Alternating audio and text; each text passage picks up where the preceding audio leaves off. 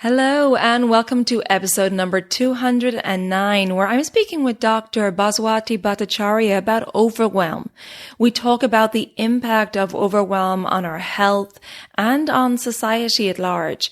We talk about the Ayurvedic teachings on Manobala, or strength of mind, and daily habits, or dinacharya, daily self-care practices to help us manage overwhelm. So please stay tuned.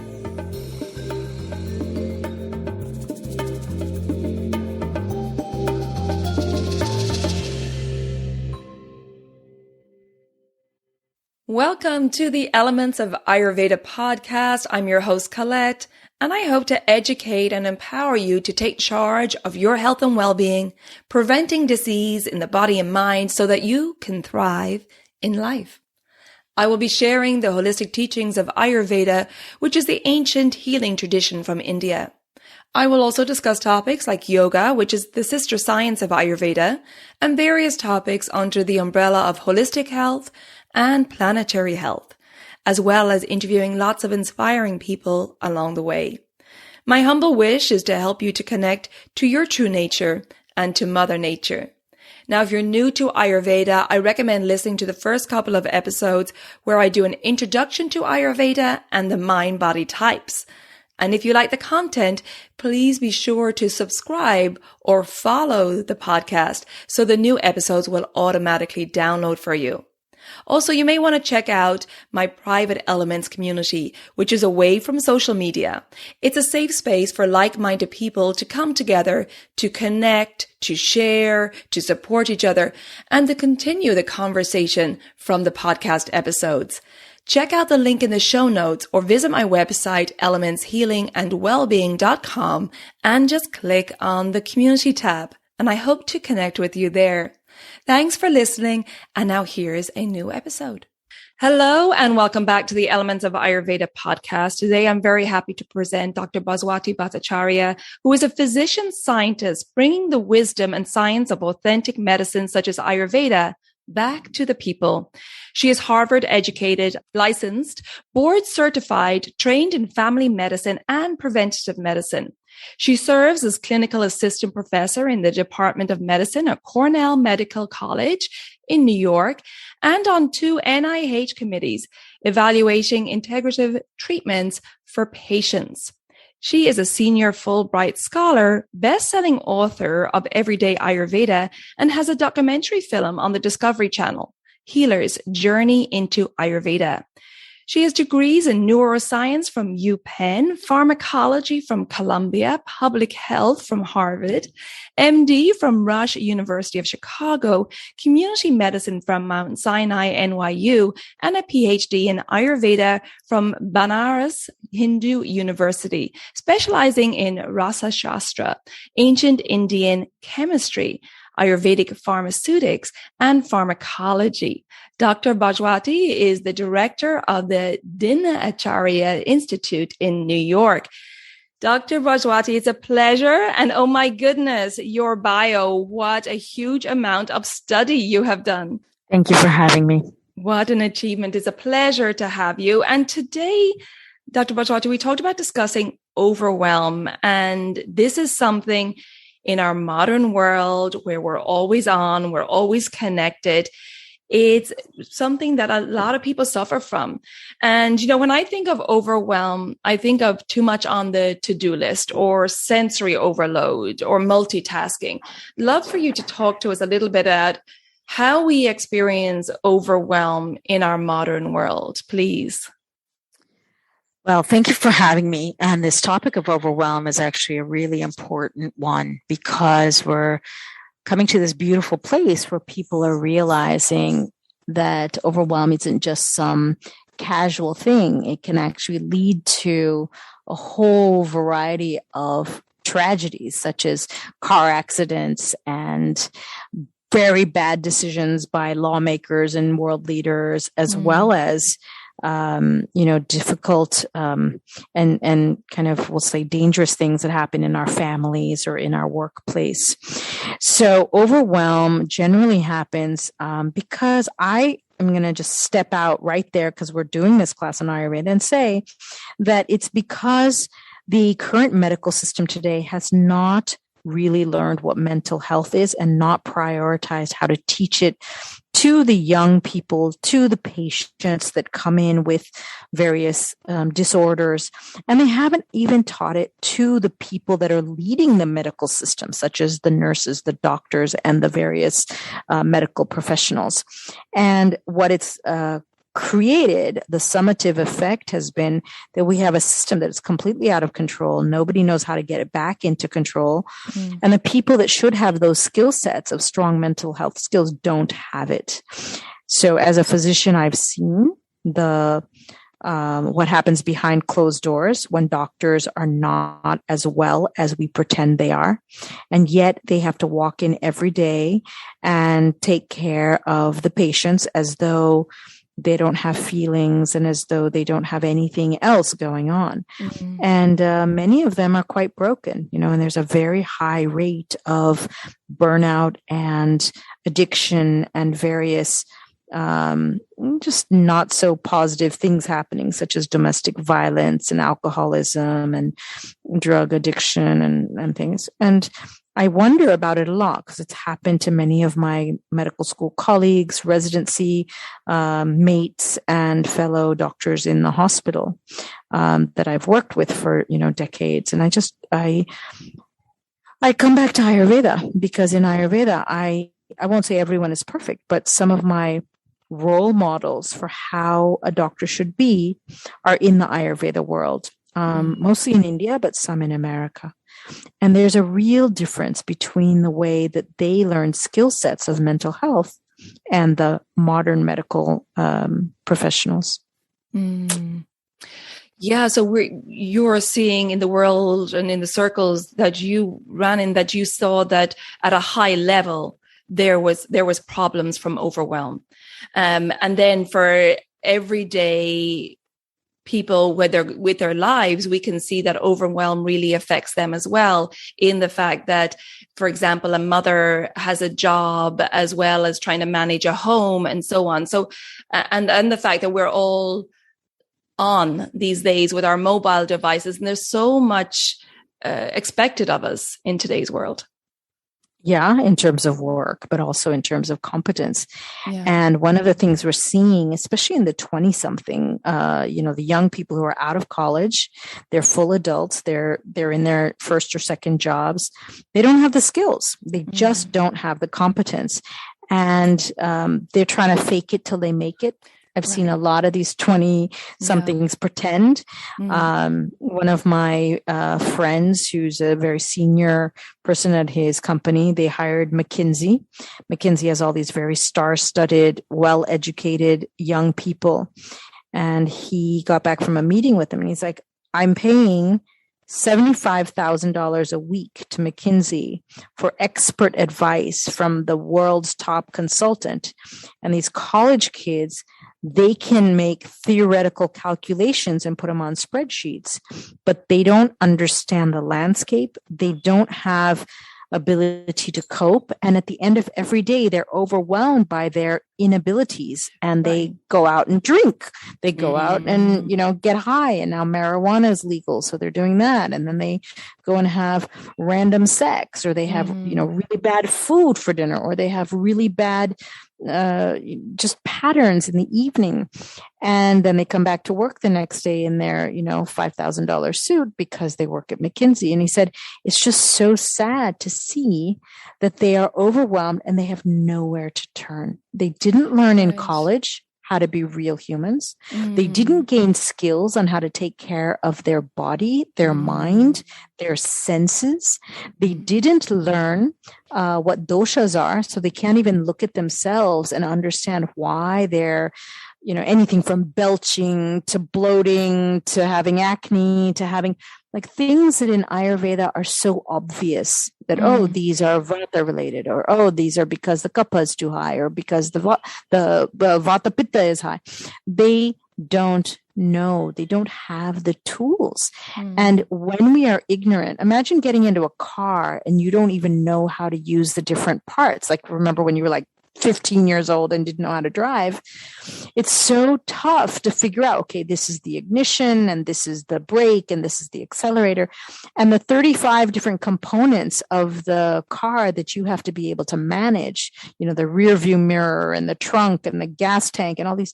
We learn them one by one and they become second nature. And people that drive every day don't think twice. But imagine someone in their 30s who never got taught how to use a car, how overwhelmed they are when they get in, because everyone's looking at them as though they should know, but they actually don't know because, they grew up in Manhattan. They never had a car, or they grew up very poor without cash flow. So they never were able to buy or, have parents that had a car. And that's what we're seeing in terms of skill sets. I see it in the Ayurvedic doctors that are trained in India. There are some very good colleges that really teach well. And there are some very good, quiet, unpublicized gurukulas where you really get to learn true Ayurveda. But the vast majority just don't know. They just do not know what they're doing. And so you go to almost any profession and you see how under-equipped they are in basic skill sets. And it is creating an entire generation of overwhelmed people. Such a good point. And like you're saying, it's this lack of competence, but also I would say like this competitive culture that we've created, not only in the workplace, and you particularly see it in corporations, in the work environment, but also on social media. So it's this constant competitiveness that's creating overwhelm, trying to keep up. You're totally overwhelmed. And so how am I going to numb out at the end of the day because I just can't deal with this overwhelm? And that's where your grandmother, your auntie, your elders, as we call them, good parents that are well equipped. I don't think any parent's fully 100% equipped because this is life. We're always going to get challenges to teach us the things we don't know. But parents that are fairly well brought up so that they have skills that they can teach their kids. The kids can see that mom and dad know how to handle this. There's a certain confidence they can put in those parents, whereas parents that are overwhelmed themselves, the kids can't depend on them. So if you can get an elder, get a mentor, get a lot of kids start sports because the coach is super great at teaching them about life as well as about the sport. If you have a great professor, sometimes when we go to graduate school, we're doing it because we don't get one-to-one mentorship sometimes in undergraduate courses, but we get it during our master's or our PhD or some doctorate degree. And then you get a job in a huge company, you're not going to get mentorship. But if you get it in a particular field, in a particular place, and you get that mentorship, you can learn so much. And I think those are the places where we can gain those skills, gain those tenets. But we can also learn Ayurveda. And Ayurveda is so amazing because I remember some of the lessons when I started learning them. I was basically mostly through medical school at the time, being taught that I am going to become a physician and a leader of society, and we have to fake it till we make it and pretend like we know until we figure it out. And I always thought that was very false and very not only disingenuous, but dangerous to the patient if I'm going to pretend that I know how to treat a stroke, but I don't know. And they'd be like, just go and follow along with the senior and just learn what he's doing, watch what he's doing. So there was this real what shall we call it, kind of deception at play in medical school where we were encouraged to do this.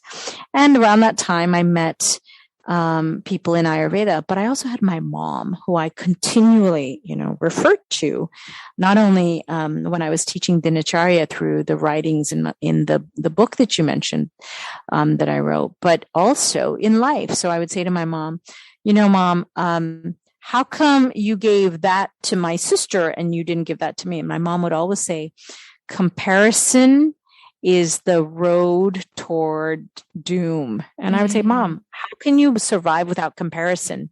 I mean, all of our like standardized exams that get us into the schools we get into. You're so proud when we get into big schools, but how come you ignore the fact that we had to compete on exams and grades to get into those schools?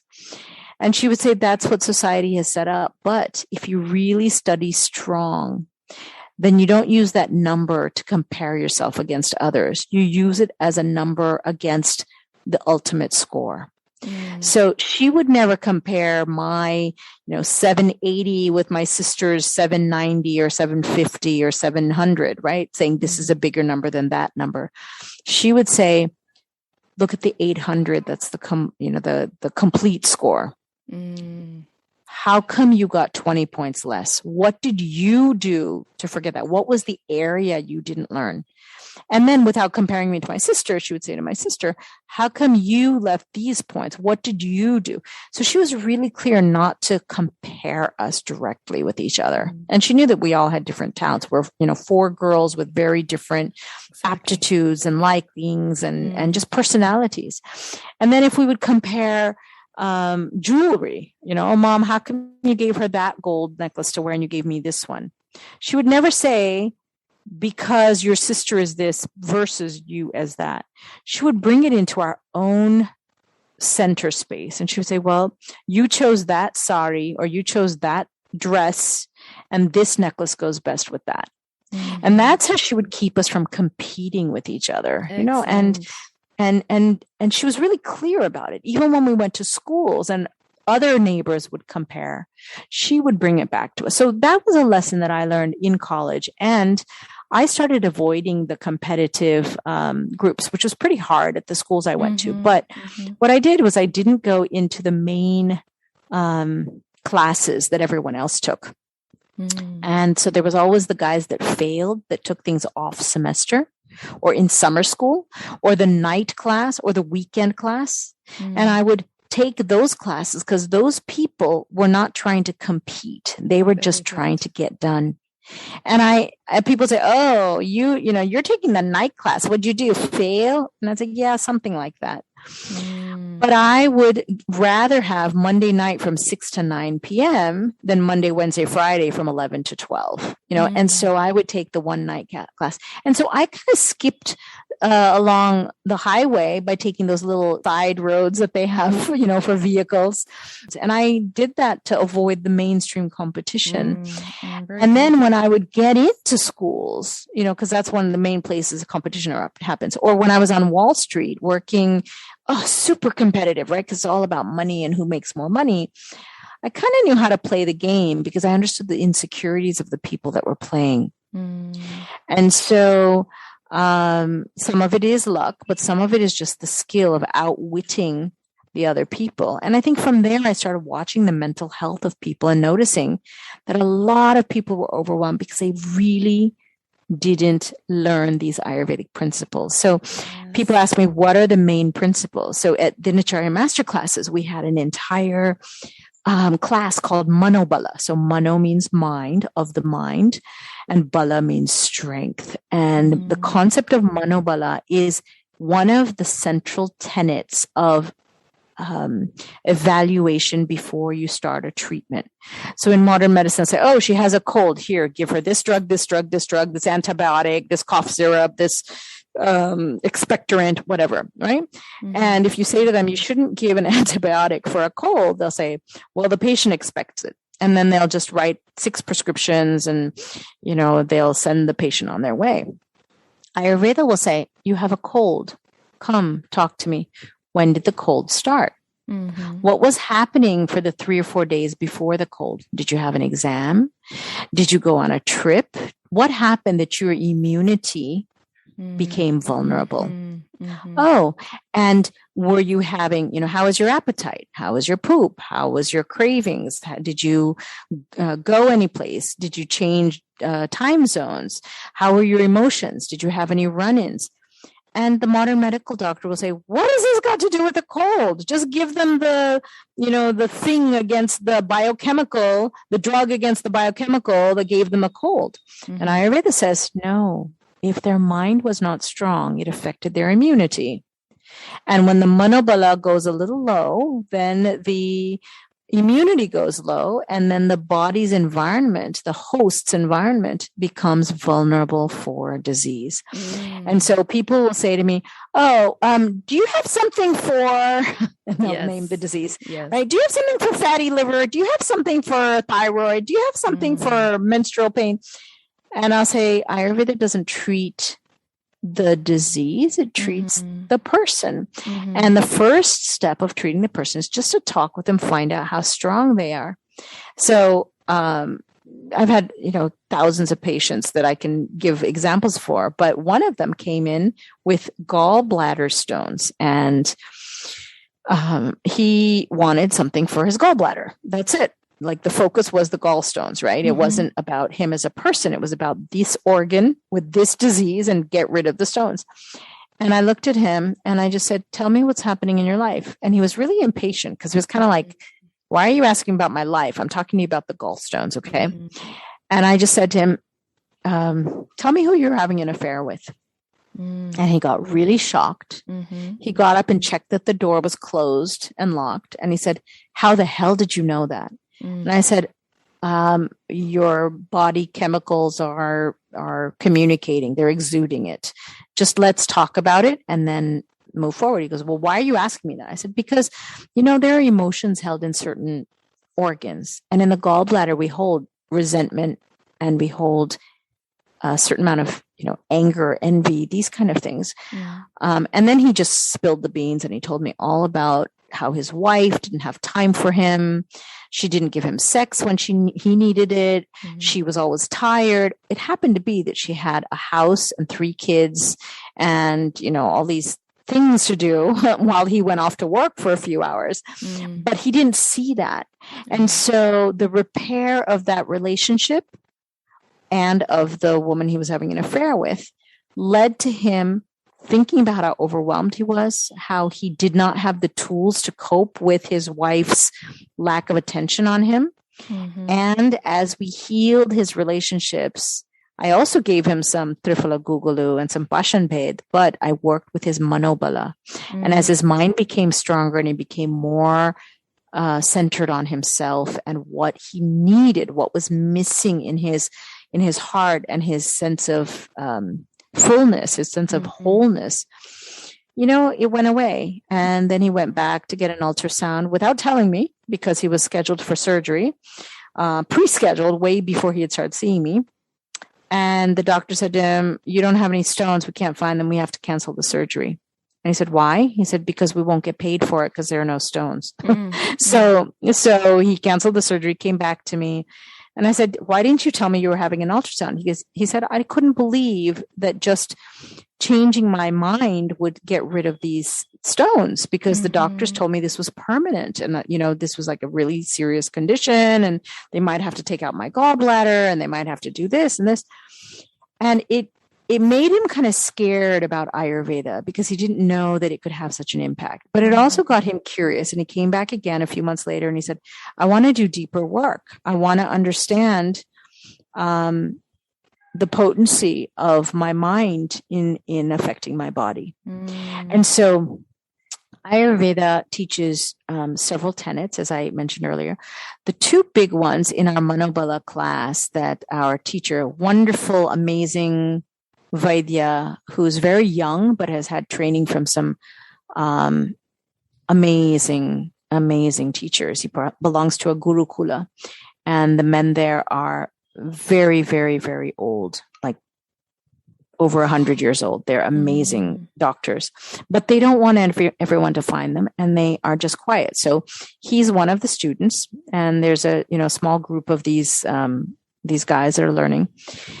So he taught the class and he said, "There are 2 things you need to do to evaluate patients." And he's an Ayurvedic doctor. So I was, of course, adding my modern medical thinking to it, to what I see in the modern Western world. But the 2 things he said are so true. He said, number 1 is ekatvam. Ekatvam means to do one thing at a time. Eka is one. And to be in the state of tvam, to be in the state of doing one thing at a time will take you into a place where you are aware of the periphery of what's happening around you, but you are in the thing that you're doing, whether it's sewing a button or making your breakfast or making your bed or taking a shower. You just do that one thing. So 20 years ago, people would talk about multitasking and how great it was and saving time and getting a lot done and, being a hero for getting all these things off your list of your daily planner, which you would fill in every day to make sure that you were a slave to getting more and more done. And then at the end of the day, when you got all those things done, you would add on another 30 things you wanted to get done. And this was your way of achieving things in life. And then about 10 years ago, the study came out that showed that people who multitask like that and get way, way lots done are actually burning the candle on both ends and actually end up having more neurological issues later in life and psychiatric kind of instabilities, and that it's better not to multitask. And that through the entire Western world for a loop, because that's what we were all taught to do, right? How do you do many things at once? Meanwhile, Ayurveda just keeps whispering quietly for 10,000 years, do one thing at a time. Ekatvam, ekatvam. And then the second principle that goes with it is sukshmatvam, is this idea that you go into the finer spaces. The sukshma is the finest akash or whole space between. So if you have a piece of cloth and you look at hold it up to the light and you see the weave, you'll see there's a little bit of air. Let's say you have a cotton towel. You'll see a little bit of air passing through. That's the sukshma space. So sukshma is finer and finer and finer. So if you focus on one thing, let's say you're taking a shower and you usually have the radio going and you have, kids running in and out of the bathroom and you have all these other thoughts going on. Maybe you've got the phone, someone on the speakerphone.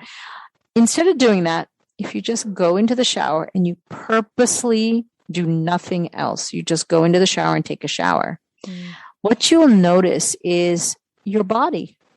You'll notice your hair or your moles or the quality of your skin. And it'll occur to you, oh, I should put some oil on my body tomorrow before I take my bath. Or, oh, I should shave before I take my bath and not during the shower. Oh, I should look in the mirror and do this. And you'll start taking care of your body. And as you do that and pay more attention to that one task that you're doing, which is the ekatvam, the sukshma, the finer non-material aspects will come out. And suddenly your body will give you a signal. And you'll realize, oh, the reason I have pain in my elbow is this. Or the reason I have this mole here, oh yeah, this had happened. And you will become the sentinel, the person that notices the first symptoms of something before it gets bad. It always surprises me when people come in with these open wounds of like ulcerated, terrible wounds. And I say, when did this start?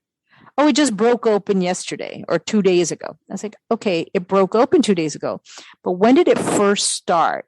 You mean, when did I first notice that the skin was abnormal? Yeah, when? Like 3 months ago. And what happened then? What did you do? I just kept watching it. I didn't pay attention to it that much, but I kept watching it. And my question is always, why? Why didn't you intervene earlier? It's because they're doing so many things at the same time that they don't pay attention. And this is just talking about the one exercise of taking a shower. This also applies to you cooking. If you're cooking and you're doing nothing else, no radio, no TV, no nothing, just focused meditation when you're cooking, you will start thinking about the sukshma, the more finer levels. You'll start wondering, I wonder who picked up these carrots and brought them into the farmer's market where I got them from. I wonder if it was the farmer or if he got them from somewhere else. Thanks to that person. I wonder who did this. Oh, wow, here's some cabbage. I wonder who grew this cabbage. I wonder who picked it out from the land and then put it onto the the wheelbarrow or the truck or whatever and brought it here to market. There was a driver, there was this, and you get connected to where your food actually came from, the land. That connection to your food, which, our grandfathers all had.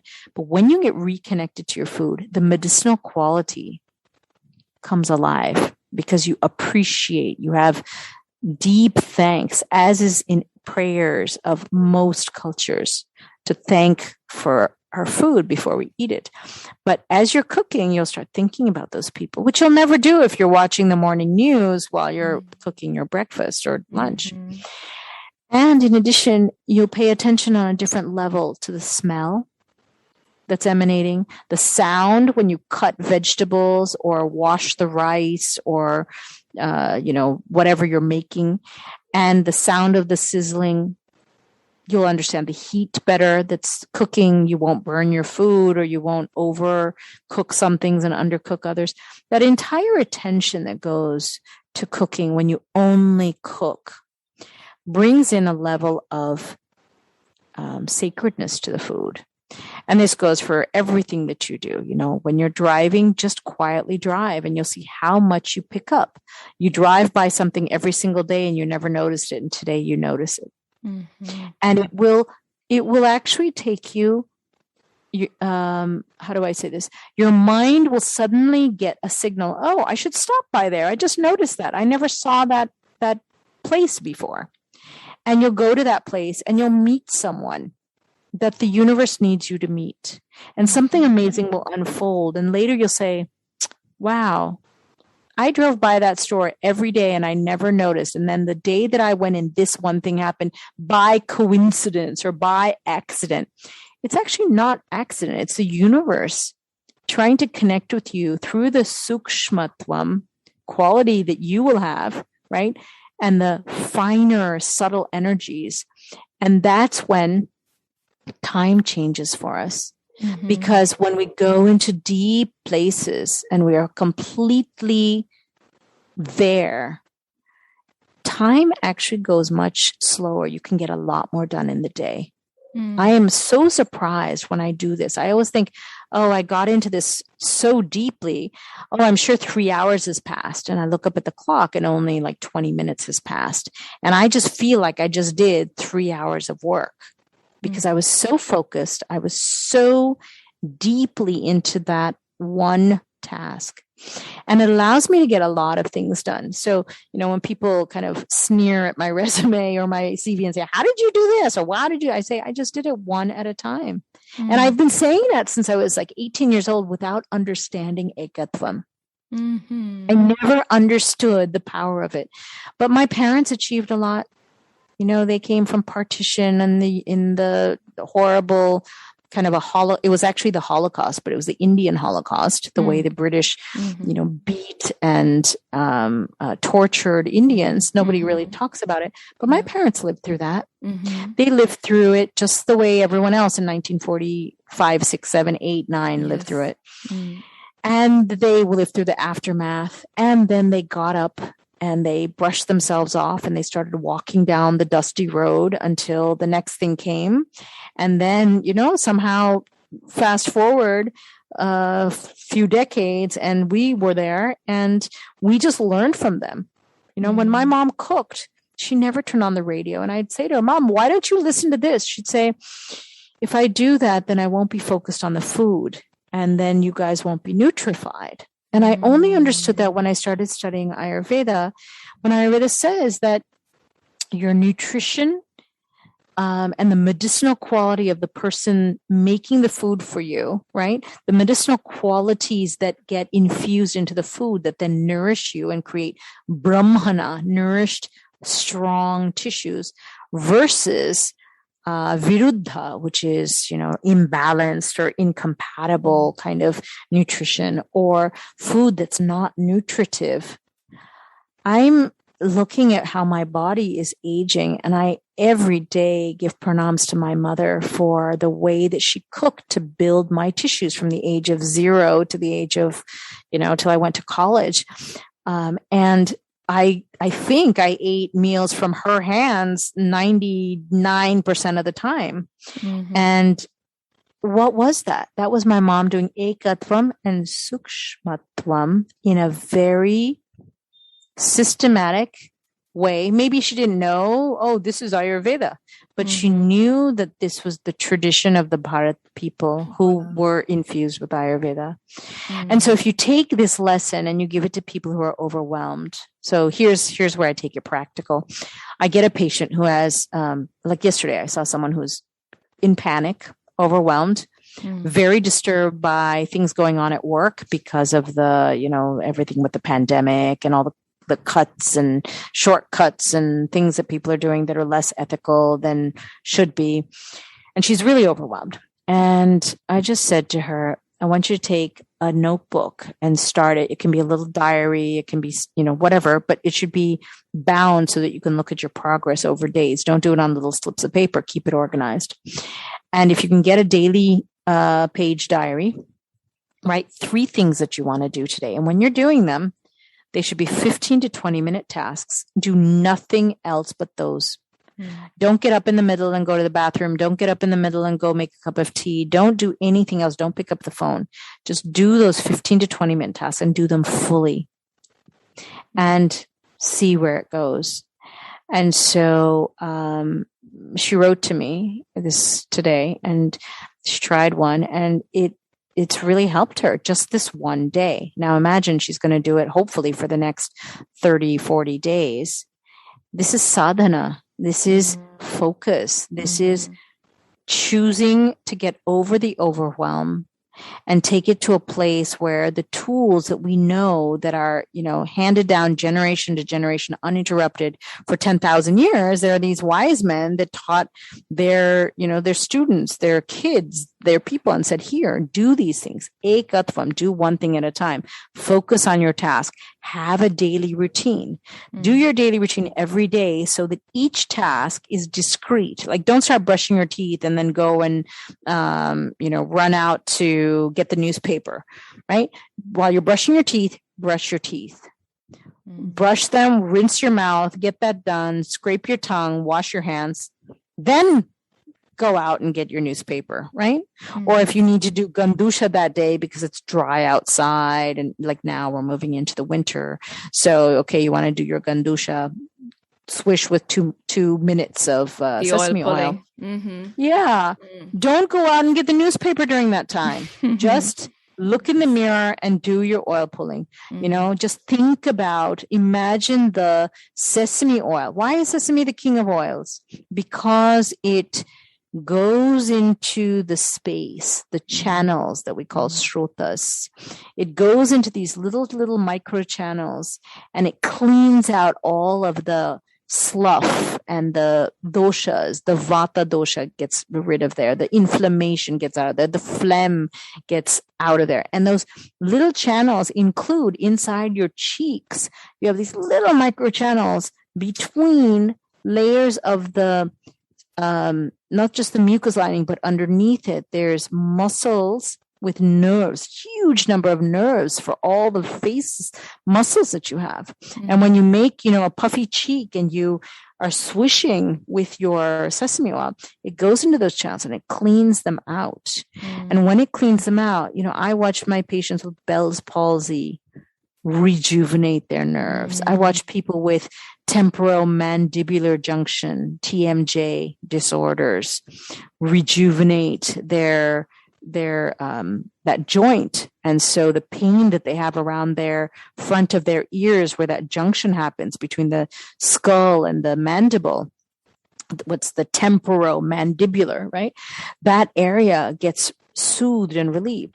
They have teeth problems and the pains go away, and they have, cuts in their gums from, clenching or night biting or whatever. That goes away, and they just are so amazed. But if you visualize that and focus on that for those 2 minutes that you're oil pulling, when you're not running outside, opening the front door, getting the newspaper, saying hi to the neighbor, right? Mm-hmm. So you do that one thing, that's ekatvam and sukshmatvam, and you will find that suddenly you feel more in control of your day.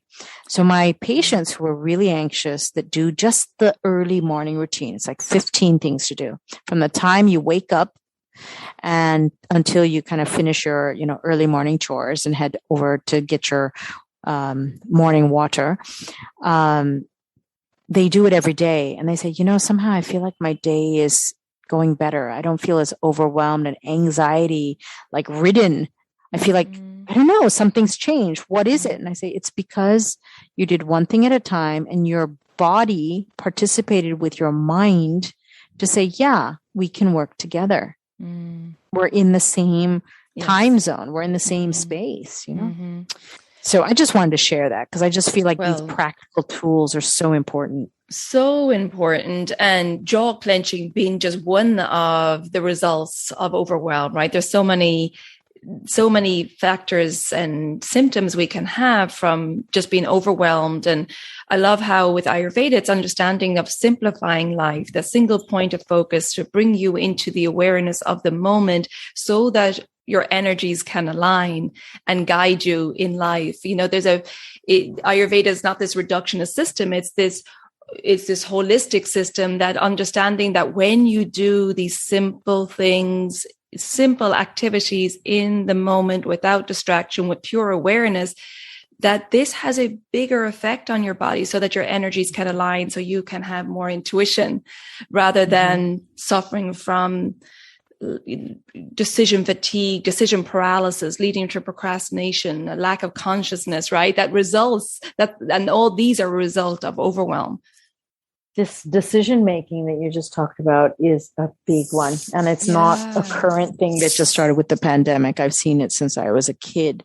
I would watch people get decision paralysis and I would ask them, why can't you?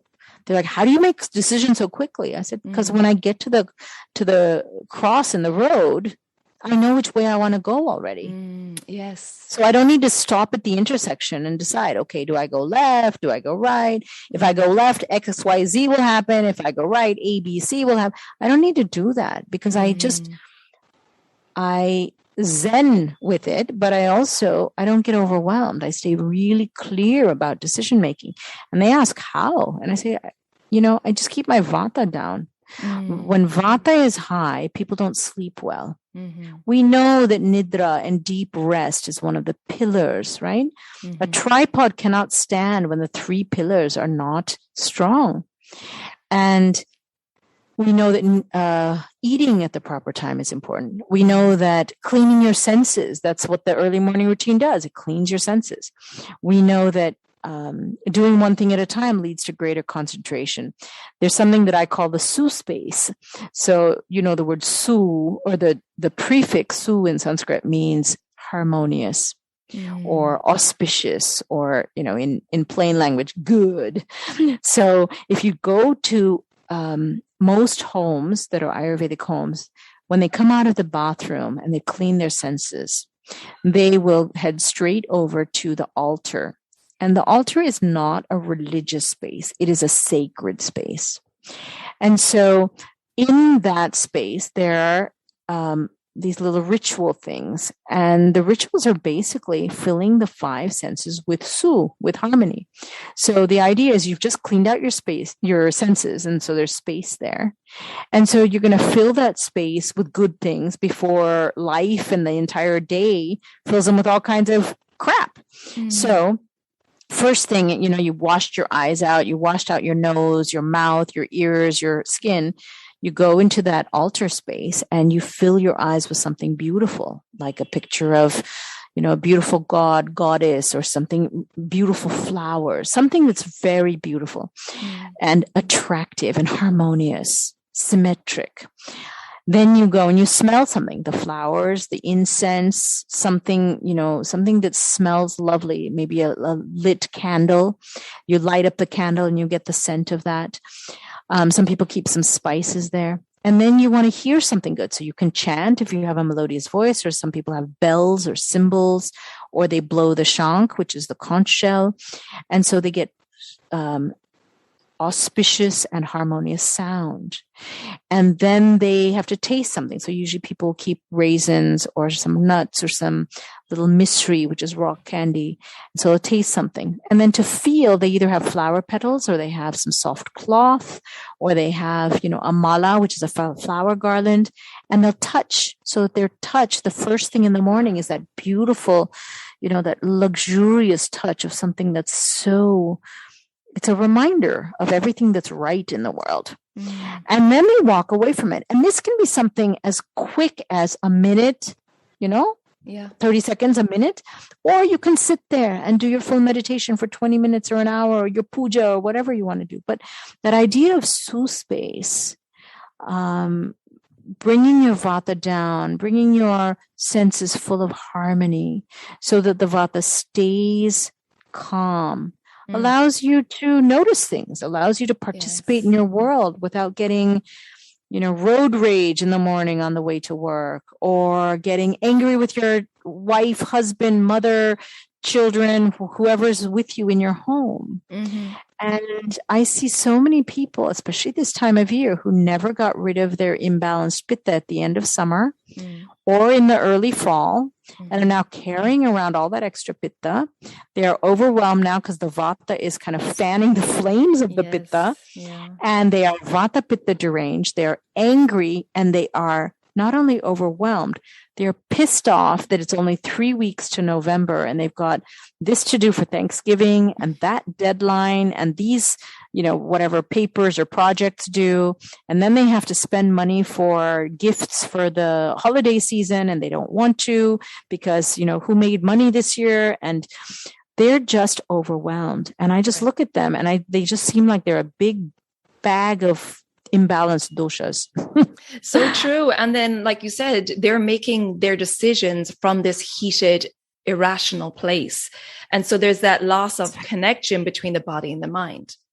And the senses. And the senses, exactly. And the soul. Because Ayurveda puts the four of them together. I think it's wonderful that modern medicine has moved away from just the body to actually talking about the mind-body or the body-mind, right? That's like a big advancement in the medical psychiatry, psychology, and the kind of mind-body health world. And right, it's getting away from that reductionist system that was. That's right, but they're still. Yeah, they're learning a lot, but they're still like infants or toddlers because they haven't realized that keeping the senses clean is important. A couple of days ago, one of my friends was trying to get me to watch some violent Netflix series that's come out. And, oh, no, you should watch it. You should watch it. I said, why would I want to watch it? It's so violent. Yeah. Oh, come on. Violence isn't everything. You should watch it, though. It's like the thing that everyone's watching. And I said, my senses don't want to be filled with things that are going to be so imbalancing. My senses need to stay attuned to my mind body. And it's not going to do that if I have too loud of a noise or something that's really shocking to see. Some of these scenes that are on these movies are so vulgar and so shocking. And the ways that they had banned certain things to be shown on television for the good of the public, they've removed a lot of those bans. So you'll see, violence at its most extreme. And I don't know how these producers and directors even think up some of these scenes. And so you see that, and then you hear, loud gunshot wounds and they amplify it when they have the commercials that advertise these films. They amplify it when they show it on the large screen and you're sitting in these big, cinema halls. And I've just chosen that I don't want to fill my senses with those things because I want my senses to stay not only aligned with my mind and body, but to also call in the soul, which then allows my intuition to be so on target. And when people say, oh, it's supernatural, I say, it's not supernatural. It's just alignment with the natural. Exactly. And that's the word, isn't it? Alignment. When we're aligned, when our actions and our thoughts and what we're doing and putting out in the world is aligned, then our energies are aligned and we have more access to that consciousness. That's right. Right? That's right. That's exactly right. And it's so logical the way you've said it, that it's not that you are some paranormal, strange, extraordinary, all these words that people use to try to make it feel like we are these mutants. We are not the mutants. Yeah. It's the ones who have lost their alignment and their connection that have gotten mutated. The rest of us are just functioning with 4 wheels on our car. Right. And so, Ayurveda has rituals that sometimes we can abandon. And we say, I don't have time for this today. But if you make it an investment, just like getting your annual checkup on your car and filling up the petrol and changing the oil. And I oftentimes use the car as a metaphor for the body, because people are pretty careful taking care of their car if they, are using it regularly, and if they're carrying around their children or their loved ones, they want to make sure that the car doesn't break down, especially if they're using the highway. And I say, well, if you're so careful with your car, what about your body? And they just completely are shocked because they never correlated the two. So the rituals that we have in Ayurveda for our vehicle, which is our body, to house our soul and our mind, and take it across through life. I tell people the early morning routine is one, because it cleans your senses. Sitting down in quiet, whether you have a morning run, whether you get up for the sunrise and go and sit out on your patio with a cup of tea, whether you do Surya Namaskar every morning to the rising sun, whether you have the dog to walk every morning, and that's your 20 minutes alone to just go take the dog out in the morning and the late evening, or whatever your ritual is. For some people, it's just driving to work. That's their time that they're all alone. They don't pick up the phone. They don't they don't have to deal with all of the components of their life. They just drive to work.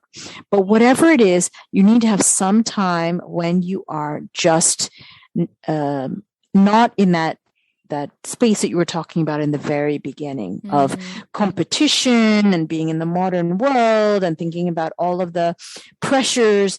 It just needs to be gone for a bit so that your soul can have a moment to talk to your mind and tell you things. And those are the tools that I find really help. Praying just before a meal, taking a few minutes after the meal to go for a walk. It's called Shatapad, where you go and put 100 steps. Shata is 100 and pad is a foot or a step.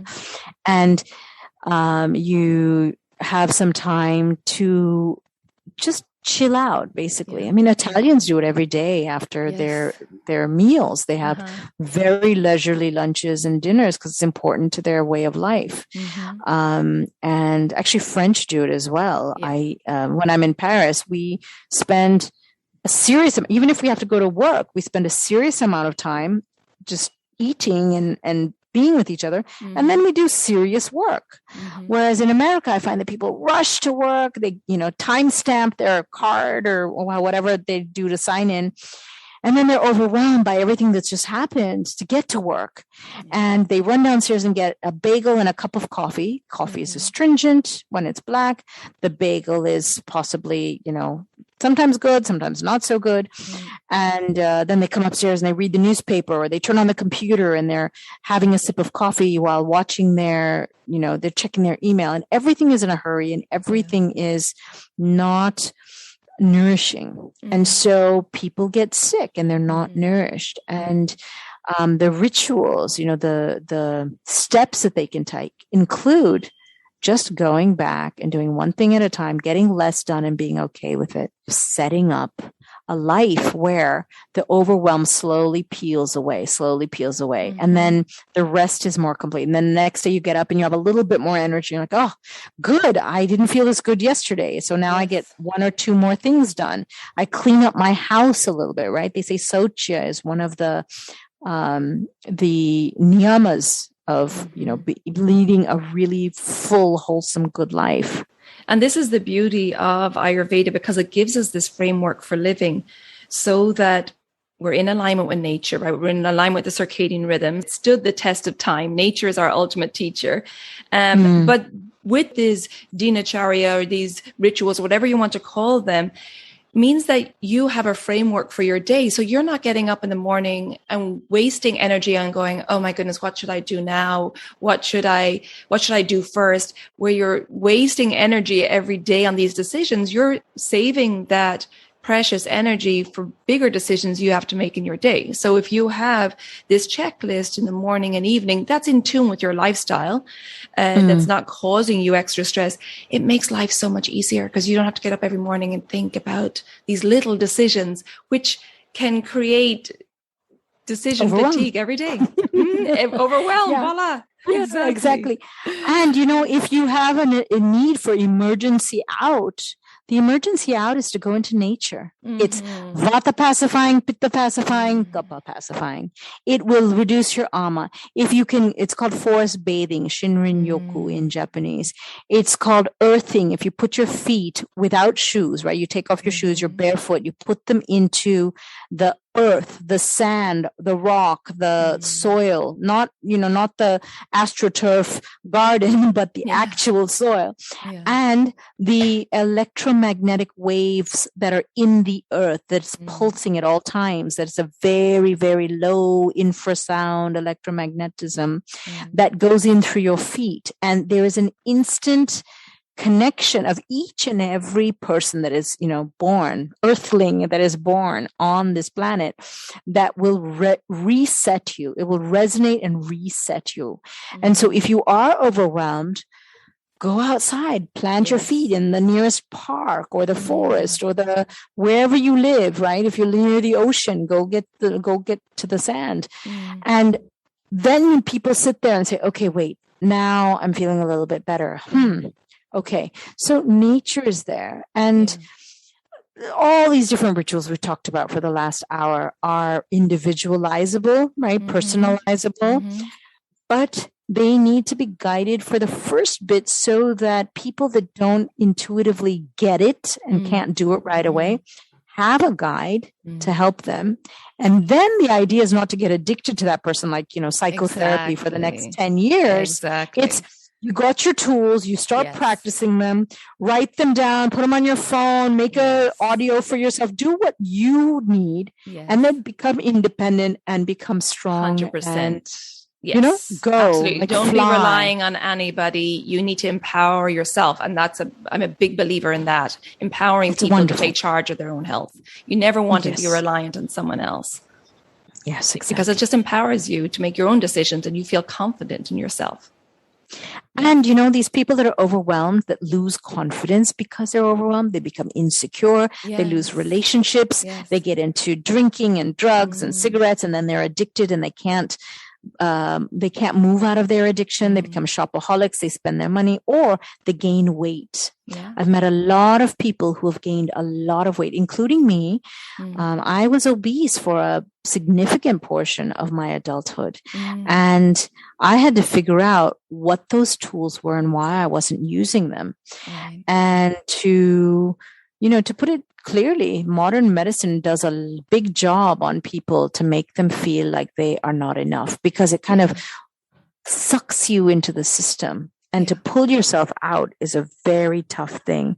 And I am ever grateful to Dhanvantari and the Aptas, and Aptas means the elder teachers, and Ayurveda for teaching me the wisdom of real, what shall we say, truth, right? The real way that things are. And suddenly my weight just started to fall. And I have not ever dieted to lose this weight. But I did do panchakarma. I studied with Dr. Satyajit. I studied with Dr. Nambi. I have all these great teachers at Dinacharya Institute who are amazingly clear. And what they do is they actually resonate it. So if you've ever been in a yoga practice with a great teacher, it's almost like the air in the room is different. Like if you've ever been around Vasant Lad, or if you've ever been in the presence of certain, like the Dalai Lama or certain people who are great, wise people, the air is different because of the way they transmute the energy field around them. Yes. And it brings in a certain amount of resonance and clarity. And that clarity that I receive from many of these dinacharya teachers,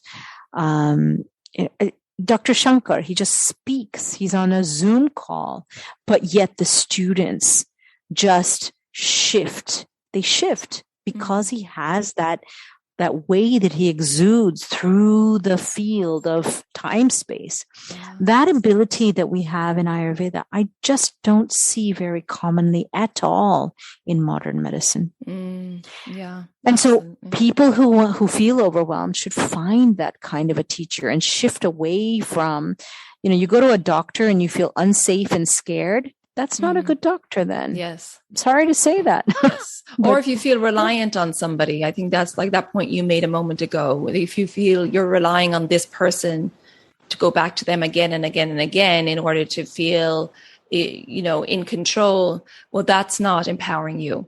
So that's why Ayurveda is so beautiful. It empowers you to help you understand your individual makeup, your blueprint for life, and how to live for you. And that's what Ayurveda is. It's empowering you. It's not a fear-based system where we want to hold on to you and you want to come back again and again and again to your practitioner or so on. It's empowering you to go out there. That's because ultimately Ayurveda wants you to live your life and to live your true nature in the world. And we will all benefit from that. That's right. And Ayurveda is at two levels. The first level is that one where you say you need to go to someone else for help. That is the severe disease that is out of control that sometimes happens. Karmically, you get a disease that you couldn't anticipate. And that's why you go to the Vaidya, the Kaviraj, right? The Bhishagratna, those are all words for the Ayurvedic physician. But there's that other side that you just talked about, which is Ayurveda is trying to tell you that you have these tools and they are your birthright. Yes. And so when we're trying to talk about, legalizing Ayurveda, licensing, credentialing Ayurveda, I keep saying that some of what we're teaching to our patients is stuff that they can do on their own and should own. Yes. I'm trying to take Ayurveda to the people. What does that mean? It means I'm trying to show them that when you have a stomach ache, it's time for you to think about what you need. Maybe you need some ajwain. Maybe you need to have some neem leaves. Maybe you need to take some ginger tea. But you should be able to feel your symptoms and know which one it is. And really, I self-identify whether this is bloating or belching or food poisoning, and not have to run to the emergency room and spend $2,000 just to walk into the emergency room. You should be able to do those things for yourself. Now, if you happen to have an appendix that's burst, yes, you do need to go to a doctor. I'm not denying that. But 80% of what's going on is stuff that you could nip in the bud if you allow yourself to own and take ownership of Ayurveda at that level. And this is a big problem in today's world because Ayurveda is trying to compete against modern medicine and pretend like it's an equal system, whereas it's not. It's much, broader and wider. And it's trying to, as my mom said, don't compare. But Ayurveda's comparing itself to other medical systems. It just needs to stand on its own. Yes. Just stand and say, this is what we do. Come and see.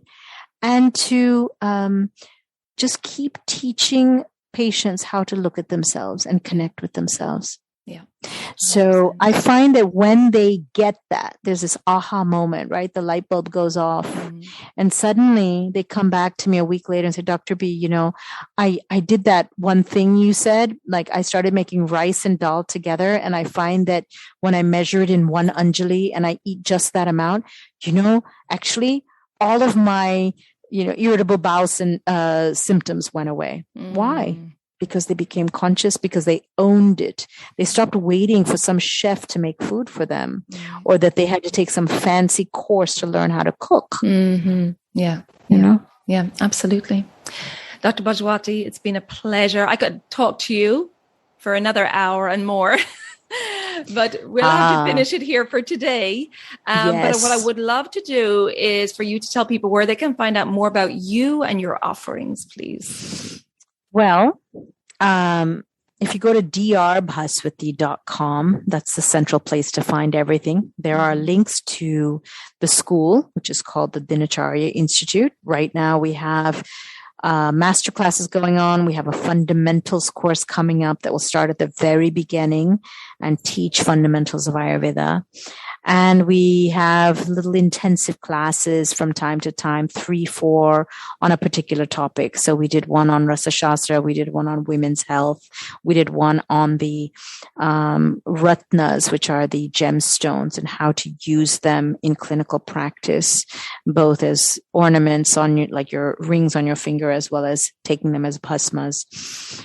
So those are the teachings. If you want to read about my blog, there's also a link at that same website, drbhaswati.com. And the weekly blogs are just there for whoever wants to learn Ayurveda in a very simple, straightforward way.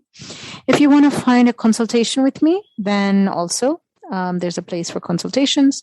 So that website basically gives links to most of what I offer. You can also order the book Everyday Ayurveda there if you want an autographed copy. And people who want to see me or invite me to something else, like some gathering or something, they can also find me there. And I just want to say thank you, Colette, for doing this series and for inviting all the people you've invited. I have been using your hundreds of podcasts to give to my patients and my students since I've learned about this. And I hope that people will enjoy this podcast. And I thank you for having me. And namaste. Namaste. It's an absolute pleasure. Thank you. Your website is a wealth of information. I'll put links to that in the show notes. And thank you so much for doing everything you're doing in the world and for sharing all the wisdom with the community. And I look forward to talking with you again in the future. Take good care of yourself. Bye for now. Bye. I hope you enjoyed that conversation, and please check out the link to Dr. Bhaswati's website in the show notes. And thank you for tuning in. If you think this episode will be helpful to family or friends, please share it with them. And if you want some support around implementing daily self-care practices, these daily habits we talked about in this episode, and more information on the circadian rhythms, becoming your own healer and connecting with your intuition and that inner guidance, please check out my link in the show notes. It's my Daily Habits for Holistic Health program. It's a 28-day self-paced program where I cover all this information. So if you're interested in setting up a strategy for your daily routines, please check that out. Also, you'll find my links to my online consultations and cleanses as well. If you haven't already subscribed to the podcast, please do so. And if you would like to rate and review the podcast wherever you listen to your podcast, I would really appreciate that. Thank you so much for tuning in. And until next time, take good care of yourself, be well, and bye for now. Slán go fóill.